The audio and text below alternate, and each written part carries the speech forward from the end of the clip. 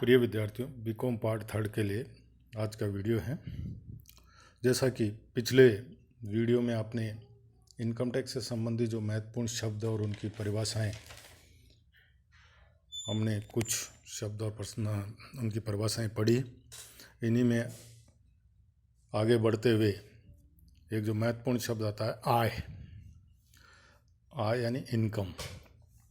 आयकर चूंकि आय पर लगता है, अतः यह आवश्यक है कि आय शब्द की परिभाषा को स्पष्टतः समझा जाए। आयकर अधिनियम 1961 में आय की कोई स्पष्ट और पूर्ण परिभाषा नहीं दी गई है। केवल अधिनियम की धारा 224 में उन मदों का उल्लेख किया गया है जिन्हें आय में सम्मिलित किया जाता है। तो ये मदें हैं, बहुत सारी मदें दे रखी है, लगभग 30 मदें हैं और 30 में भी अलग अलग जो है मदें हैं। कुछ इंपॉर्टेंट मदें मैं आपके सामने रख रहा हूँ, जिसमें सबसे पहला है लाभ, प्रॉफिट एंड गेंस, लाभांश। दूसरा डिविडेंड, धारा 222 के अंतर्गत पूर्णतः या मुख्यतः सरकारी वित्त संचालित संस्थान को छोड़कर कोई पुण्यार्थ और धार्मिक प्रन्यास, वैज्ञानिक अनुसंधान संघ, खेल संघ, विश्वविद्यालय, शिक्षण संस्थान, अस्पताल व अन्य स्वास्थ्य संस्थान को प्राप्त कोई स्वैच्छिक अनुदान की राशि, अनुलाभ या वेतन के स्थान पर लाभ का मूल्य, अपने कार्यालय के कर्तव्य पालन के लिए कर्मचारी को कार्यालय से आवश्यक व्ययों की पूर्ति हेतु कोई विशिष्ट भत्ते या लाभ, करदाता जहाँ नियुक्त है, जहाँ पर वह सामान्यतः रहता है, उसके निजी व्ययों की पूर्ति हेतु जीवन निर्वाह की बड़ी लागत की क्षतिपूर्ति हेतु स्वीकृत विशेष भत्ता, कंपनी के संचालक या अन्य किसी व्यक्ति हो जिसका कंपनी में सार्वजनिक हित हो या इनके किसी संबंधी को कंपनी से प्राप्त लाभ या अनुलाभ की राशि कंपनी के द्वारा उक्त व्यक्तियों के लिए किए गए ऐसे दायित्व का भुगतान जो यदि कंपनी नहीं करती तो इन व्यक्तियों को करना पड़ता। इसके अलावा बहुत सारे बिंदु हैं जिनमें महत्वपूर्ण बिंदु है कि धारा 45 के अंतर्गत कर योग्य पूंजी लाभ, बीमा व्यवसाय के लाभ, लॉटरी, वर्ग पहली, घुड़दौड़ सहित ताश के खेल या जुए या शर्त की प्रकृति के खेल से जीती गई राशि, करदाता द्वारा अपने कर्मचारियों से किसी प्रोविडेंट फंड या सुपर एनुएशन फंड या कर्मचारी राज्य बीमा अधिनियम या कर्मचारियों कल्याण हेतु स्थापित अन्य किसी कोष में प्राप्त अंशदान, प्रमुख व्यक्ति बीमा पॉलिसी के अंतर्गत पॉलिसी धारक को पॉलिसी की प्रयोक्ता पर यदि कोई राशि बोनस सहित प्राप्त होती है तो ऐसी प्राप्त राशि धारा 224 के अंतर्गत कर योग्य आय मानी जाती है। इसके अलावा संबंधितों के अतिरिक्त अन्य किसी व्यक्ति से प्राप्त उपहार, चल या अचल संपत्ति या कोई नगद राशि 50,000 रुपये तक कर मुक्त होती है। संबंधी से प्राप्त उपहार एवं विवाह के अवसर पर किसी से भी प्राप्त उपहार बिना किसी सीमा तक कर मुक्त होता है। यदि उपहार व्यापारिक और पेशागत संबंधों के कारण प्राप्त हो तो सदैव कर योग्य होगा, चाहे 50,000 से कम हो। इसके अलावा अपने सदस्यों द्वारा संचालित सहकारी समिति को बैंकिंग व्यवसाय से आय, कोई धनराशि यदि बिना प्रतिफल के प्राप्त की हो जो 50,000 रुपये से अधिक हो तो समस्त प्राप्त राशि, यदि कोई अचल संपत्ति बिना प्रतिफल के प्राप्त की हो जिसका मुद्रांक मूल्य शुल्क हेतु 50,000 रुपये से अधिक हो तो संपत्ति का मुद्रांक शुल्क हेतु मूल्य होगा वह राशि। तो यानी ये बहुत सारे पॉइंट्स, यानी बहुत सारी चीज़ें जो है इसके अंतर्गत दे रखी है जिनको हमें विस्तृत रूप से बुक से अध्ययन करना है। तो आय की जो ये परिभाषा है, आय के बारे में संपूर्ण जानकारी नहीं देती है, केवल आय का क्षेत्र बताती है। समय समय पर न्यायाधीशों ने आय को विभिन्न प्रकार से परिभाषित किया है। न्यायाधीशों की परिभाषाओं में सर लाउंस के द्वारा आयकर आयुक्त बनाम शॉ वालेस एंड कंपनी के मामले में दी गई परिभाषा अत्यंत महत्वपूर्ण है, जो निम्न प्रकार है कि आय का अभिप्राय एक सामयिक मौद्रिक प्राप्ति से है जो कुछ नियमितता से तथा निश्चित साधनों के उत्पन्न होती है।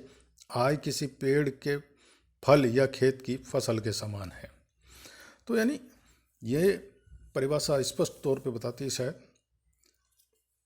फिर भी जो है किसी भी राशि को आय मानने के लिए निम्नलिखित तथ्य देखे जाते हैं, जिसमें इन तथ्यों के बारे में अगर स्पष्ट तौर पे हो जाता है कि वह कोई भी प्राप्ति आय है या नहीं।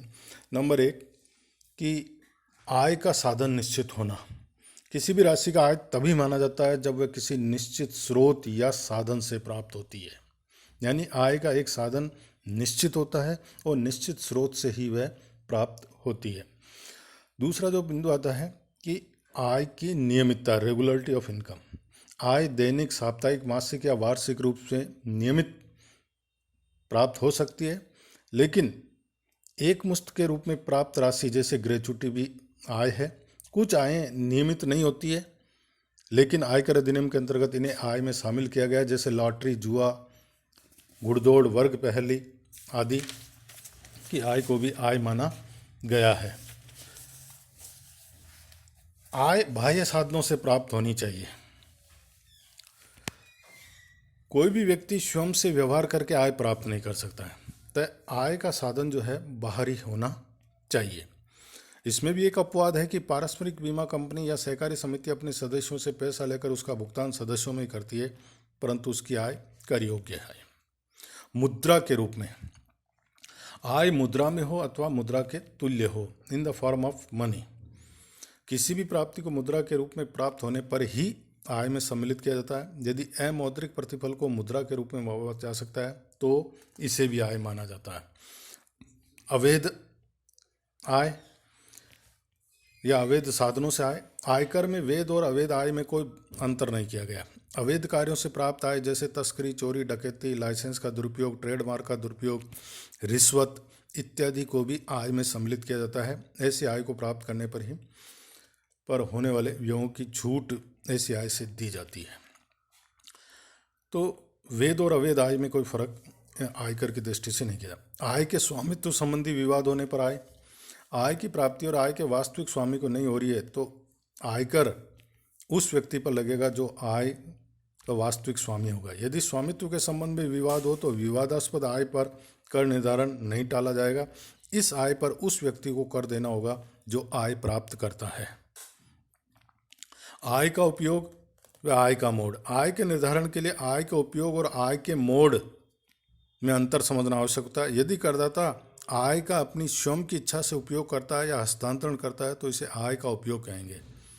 आय का उपयोग करदाता की आय मानी जाएगी तथा करदाता को ऐसी आय पे कर देना होगा। लेकिन यदि किसी अनुबंध के अंतर्गत करदाता द्वारा आय का कोई भाग अनिवार्य रूप से किसी अन्य व्यक्ति को चुकाया जाता है या कोई आय किसी दूसरे व्यक्ति को देने के प्रयोजन से प्राप्त होती है तो इसे आय का मोड कहेंगे।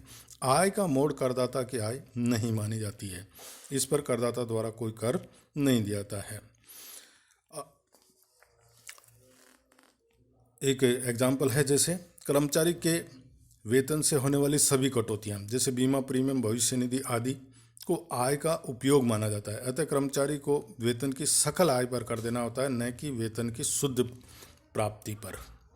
आय का मोड का उदाहरण, यदि ए और ब सम्मिलित रूप से एक पत्रिका में लेख लिखते हैं और पत्रिका के नियमानुसार पूरे पारस्परिक के रूप में 1000 रुपये चेक लेखक ए को भेजा जाता है तो यदि ए इसमें से आधी राशि के रूप में 500 रुपये बी को दे देता है तो ये आय का मोड माना जाएगा। तो यानी आय का उपयोग और आय का मोड दोनों में अंतर करना आवश्यक है। आय का उपयोग आय मानी जाएगी, आय का मोड आय नहीं मानी जाती। प्राप्ति के देय होते ही आय होना। यदि कोई आय गत वर्ष में अर्जित कर ली है या उदय हो गई है तो उस पर आयकर उसी गत वर्ष में लगेगा, चाहे वह कभी भी प्राप्त हो। मूल्य वृद्धि आय नहीं है। संभावित आय को आय नहीं मानेंगे। स्थायी या अस्थायी स्रोत में कोई अंतर नहीं होगा। धर्मादा, गौशाला आदि के संबंध में प्राप्तियां। यदि कोई राशि धर्मादा, गौशाला आदि के संबंध में प्राप्त की जाती है तो उसे हम आय नहीं माना जाएगा। पिन धनराशि आय नहीं है। किसी भी स्त्री द्वारा पति से घर खर्च इत्यादि के लिए प्राप्त धनराशि में से जो बचत कर ली जाती है उसे पिन मनी, पिन धनराशि कहते हैं और आयकर अधिनियम में से आय नहीं माना जाता है। आय में हानि भी सम्मिलित है। यदि किसी आय के स्रोत से आय के स्थान पर अगर हानि होती है तो उस हानि को अन्य आयों में समायोजित किया जा सकता है। इस प्रकार आय ऋणात्मक भी हो सकती है। ऋणात्मक आय भी एक प्रकार की आय है। इसके अलावा आयगत प्राप्ति और पूंजीगत प्राप्ति में अंतर होना चाहिए। सभी आयगत प्राप्तियां सामान्यतः आय मानी जाती है जब तक कि ऐसी प्राप्तियां आयकर अधिनियम से कर मुक्त न हो, लेकिन पूंजीगत प्राप्तियां सामान्यतः आय नहीं मानी जाती है जब तक कि ऐसा इनकम आयकर अधिनियम में स्पष्ट नहीं हो। तो ये जो पॉइंट्स थे, ये किसी भी प्राप्ति को आय के कि वह आय है या नहीं, इन चीज़ों को, इन तथ्यों को ध्यान में रख करके निर्धारण करना होता है। आय के शीर्षक, यानी आयकर अधिनियम की धारा 14 में विभिन्न स्रोतों से जो प्राप्त आय होती है उसको 5 शीर्षकों में विभाजित किया जाता है। वो निम्न प्रकार है, यानी अभी तक जो अपन ने देखा कि आय की परिभाषा में विभिन्न प्रकार के बिंदु जो दिए गए हैं, यानी एक करदाता को प्राप्त होने वाली समस्त आय को 5 शीर्षकों के अंतर्गत बांटा जाता है। इसमें पहला है वेतन से आय, इनकम फ्रॉम सैलरीज। दूसरा है मकान संपत्ति से आय, इनकम फ्रॉम हाउस प्रॉपर्टी। तीसरा है व्यवसाय या पेशे के लाभ, profit and gains of business और प्रोफेशंस। चौथा है पूंजी लाभ, और पांचवा है अन्य साधनों से आय। तो एक व्यक्ति की जो इनकम होती है उस समस्त आय को इन 5 भागों में बांट करके जो है फिर आय की गणना की जाती है। अलग अलग शीर्षक में वेतन से आय में सैलरी की जो इनकम होती है, जो वेतन भोगी करदाता है उसको वेतन से आय होगी। मकान संपत्ति से आय भी हो सकती है। व्यवसाय और पैसे के लाभ, जितने बिजनेसमैन हैं वो सब इसी के अंतर्गत आएंगे। पूंजी लाभ की पूंजी संपत्ति को हस्तांतरित करने पे जो लाभ होते हैं वो पूंजी लाभ में आते हैं। और अन्य साधनों से आय में ब्याज, लाभांश, किराया आदि कई तरह की आय जो है, बाकी बची हुई समस्त आय जो उपरोक्त 4 स्रोतों में नहीं आती है वो इसमें 5वें स्रोत में दिखाई जाती है। अगला जो बिंदु आता है, एक आता है सकल कुल आय। सकल कुल आय से तात्पर्य कि जो आयकर अधिनियम के अंतर्गत जो 5 शीर्षक बताए गए हैं उन विभिन्न शीर्षकों की गणना की गई कुल आय से है। इसमें से अधिनियम के अध्याय 6A की कोई कटौती नहीं घटाई जाती है।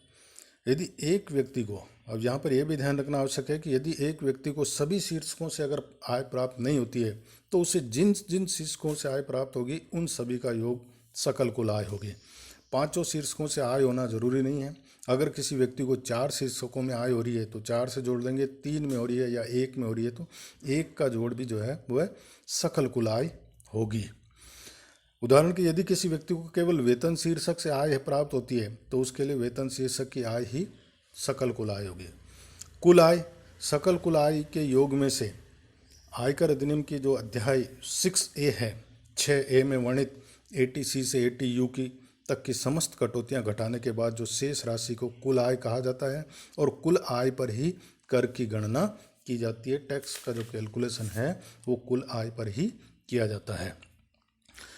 यानी सकल, सबसे पहले हम 5 शीर्षकों की आय निकालेंगे, उनका जोड़ करेंगे, वह हमारा सकल कुल आय होगी।